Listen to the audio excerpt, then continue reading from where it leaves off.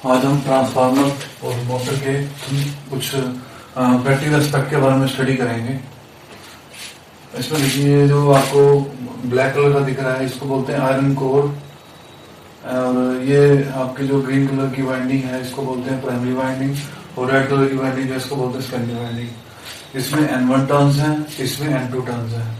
इसमें हमने यहाँ सिर्फ 3 या 4 टर्न दिखाए हैं, एक्चुअली में there are 200 turn, 300 turn, 400 turn, तो काफी ज्यादा टर्न होते हैं, 400, 500 टर्न भी हो जाते हैं। इस पे जो वायर लिपटी होती है वो होती है इनेमल्ड कोटिंग वायर, इनेमल्ड वायर बोलते हैं उसको। इनेमल्ड वायर 2 प्रकार की होती है, copper wire, aluminium wire. Copper wire में जो उसकी फायदा ये होता है कि उसकी एक तो कंडक्टिविटी अच्छी होती है, इलेक्ट्रिकल कंडक्टिविटी, हीट कंडक्टिविटी, और दूसरा उसकी स्ट्रेंथ बहुत ज्यादा होती है, वो लिपटते हुए उसमें टूटने का चांस कम रहता है। और फिर बेसिक फार्मूला है यहाँ पर अगर आप इवन ईएमएफ अप्लाई करते हैं N1 टर्न्स पे तो उसके अंदर भी आपको E2 मिलेगी, और वो किस फॉर्मूले से होगी, N2 upon N1 is equal to E1 upon E2। Now magnetic circuit जो रिलक्टेंस है that is similar to resistance in electrical circuit. अब हम इसके अंदर देखेंगे कि कितनी फ्लक्स इसकी बाहर जा रही है, कितनी इसके साथ लिंक हो रही है। एक्चुअली में क्या होता है, अगर आप आयरन कोर लेंगे तो जिसके अंदर फ्लक्स लिंक हो रही है इसके साथ वो 99% फ्लक्स लिंक होगी, और 1% आपका लीकेज फ्लक्स होगी। ये लीकेज फ्लक्स क्यों बोलते हैं, क्योंकि ये आपकी सेकेंडरी के साथ लिंक नहीं हो रही है, इसके कारण आपके लॉसेज है, एफिशिएंसी वगैरह आपकी कम हो जाती है ट्रांसफार्मर की। अब ये ऐसा क्यों होता है कि कुछ यहाँ पर एयर में आ जाती है लाइंस, इसके बारे में बताते हैं अभी। ये देखिए आपका R1 रिलक्टेंस है, R2 रिलक्टेंस है, which is similar to resistance R1, resistance R2 in the electrical analogy। Now अब हम मैग्नेटिकल एनालॉजी में देख रहे हैं, तो हमारे यहाँ फ्लक्स हमने अप्लाई किया। जब हम फ्लक्स अप्लाई करेंगे तो जहां रिलक्टेंस कम होगा वहां फ्लक्स ज्यादा जाएगा। सो ∅1 is much greater than ∅2 because R2 जो है आपका वो बहुत ज्यादा है R1 से। ऐसा हम इलेक्ट्रिकल एनालॉजी में अगर हम देखें इसी को, अगर हम यहाँ पर ईएमएफ अप्लाई करें तो यहाँ क्या होगा, जहां कम रेजिस्टेंस है वहां करंट ज्यादा जाएगा। सो I1 will be much more greater than I2, मतलब I2 से बहुत ज्यादा होगा, क्योंकि R1 रेजिस्टेंस है आपकी वो R2 से बहुत कम है। ठीक है, तो जहां R2 रेजिस्टेंस कम है मींस आपका, अगर हम इसको मैग्नेटिक में टर्म्स में बात करें तो इसका मतलब ये है कि आपका रिलक्टेंस जो है वो बहुत कम है R1, और R2 रिलक्टेंस बहुत ज्यादा है। क्योंकि R2 रिलक्टेंस बहुत ज्यादा है इसलिए फ्लक्स जो इसमें ∅2 जो फ्लक्स है वो बहुत कम होगी एज कम्पेयर टू ∅1। अब R2 रिलक्टेंस ज्यादा कैसे हो रही है, एयर के थ्रू, क्योंकि इसमें एयर के थ्रू पास हो रही है फ्लक्स, और इसमें हम हाईली परमिएबल मटेरियल यूज कर रहे हैं जिसके अंदर फ्लक्स इजीली पास हो जाती है। तो इसलिए इसके अंदर 99% अगर हम देखेंगे कि 99% जो लाइन्स हैं वो इसमें लिंक हो जाती हैं। अगर हम इसको ऐसे ही स्टडी करें कि अगर 100 लाइन्स आ रही हैं, 100 में से 99 इसके ऊपर आएंगी, और एक लाइन जो होगी वो आपकी लीक हो जाएगी एयर फ्लक्स के अंदर। तो हम एक प्रैक्टिकल चीज बताते हैं। देखो ये हमारी वायर होती है, दिस वायर, ये इनेमल्ड कोटिंग कॉपर वायर है। इसकी जो ऊपर कोटिंग हटा देंगे, जब हम इसको लपेटेंगे तो ऐसे ही लपेटा जाएगा। और जब हम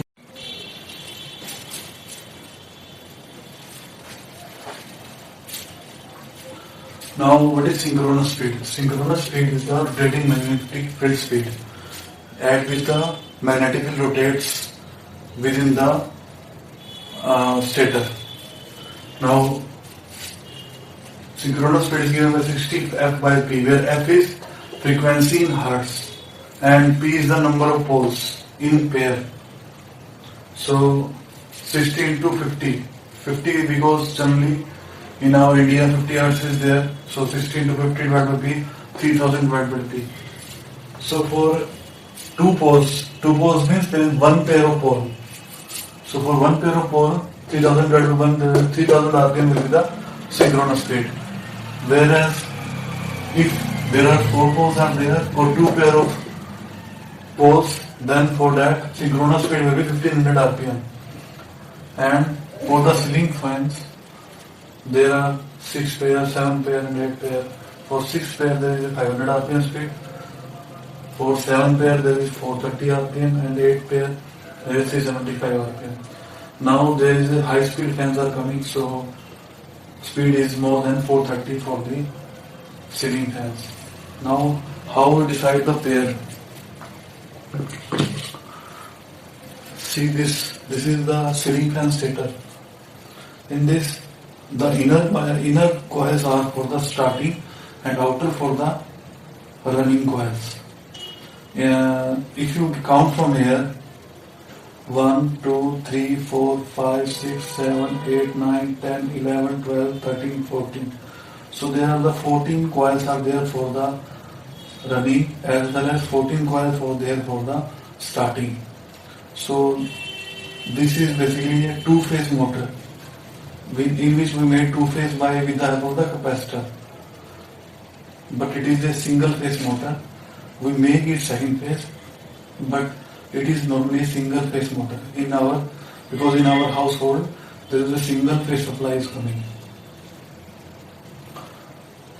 Now this wire, this wire is called magnet wire. This is the enameled coating wire, in which so that enameled coating means there is some PVC coating on the wires is there. This is the copper wire. In this copper wire there is enameled coating is there. So it is called enameled wire. This wire is also called the magnet wire. This copper wire can be, this wire can be of copper as well as of aluminium. Aluminium wire हमको बहुत cheap पड़ती है और copper wire बहुत महंगी पड़ती है.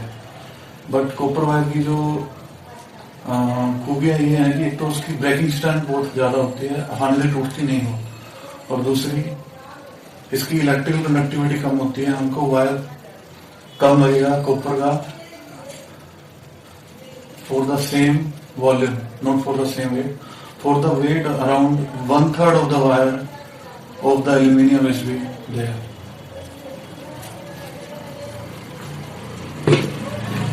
Now this is a stator. This is a 24 pole stator. Sorry, 24 pole नहीं, 24 slot. ये जो आपको दिख रहे हैं यहाँ पर, ये this is इसको बोलते हैं खांचे, इंग्लिश में बोलते हैं slots. So there are 24 slots. Slots में ही डिपेंड होता है कि इसकी वाइंडिंग कैसी होनी है. स्लोट 36 स्लोट में कुछ अलग नंबर लेंगे, 24 स्लोट में कुछ अलग नंबर लगेंगे, 16 स्लोट में कुछ और नंबर लगेंगे. तो इसमें ये आपको पेपर जो दिख रहा है, ये पेपर इसलिए डाला जाता है कि अगर आपकी वायर की रेजिस्टेंस उधर जाती है, तो ये वायर जब इसको टच करेगी तो उससे शॉर्ट ना हो. शॉर्ट होने को बचाने के लिए इन्होंने पेपर डाला जाता ताकि मोटर शॉर्ट ना हो. Now this wire is coming in the rolls. This is copper wire with having PVC coating on this. So when we pass the current through somewhere where coating is not there, and अगर हम इसको हाथ लगाएं तो हमको कोई current नहीं लगेगा, because this is the PVC coating. अगर ये PVC coating उतर जाती है तो हमारी मोटर जो है वो फेल हो जाती है या डेड हो जाती है. ऐसा नहीं है कि सिर्फ 1 टन में, अगर ऐसा 50-60 टन में अगर आप सपोज करो आपने 300 टन उसमें डालने हैं और 300 टन में आपके 50 टन आपके वो 50 टन जो है आपके सपोज करो 50 टन 20 टन आपके अगर उसमें रेजिस्टेंस उतर गई है या जल गई है तो वो आपका जो कोटिंग होगी वो खराब हो गई है, यानी मोटर आपकी डेड हो गई है. ये आपकी मोटर डेड होने का मतलब, मोटर जलने का मतलब ये होता है कि आपकी जो कोटिंग है वो उस कोटिंग उससे निकल जाती है और जिससे मैग्नेट नहीं बनता. मैग्नेट नहीं बनेगा तो आपकी मोटर घूमेगी नहीं. इसलिए मैग्नेट बनाने के लिए कोटिंग की बहुत अच्छी जरूरत होती है. ना वो जो पेपर डाले जाते हैं वो इस फॉर्म में डाले जाते हैं. अभी आपको दिखाता हूँ. ये देखो ये पेपर डाले गए हैं. ये पेपर इसलिए डाले जाते हैं ताकि शॉर्ट ना हो मोटर. ये पेपर 2 प्रकार के यूज होते हैं. एक ग्रीन पेपर, एक व्हाइट पेपर. ग्रीन पेपर भी आप यूज कर सकते हैं, व्हाइट पेपर भी यूज कर सकते हैं. दोनों 7 नंबर के जनरली ज्यादा यूज होते हैं. ठीक है सर, थैंक यू. दूसरी वीडियो के लिए मेरे को सब्सक्राइब कीजिए और मुझे अगर आपको अच्छा लगता है तो उसको लाइक कीजिए. Thank you very much.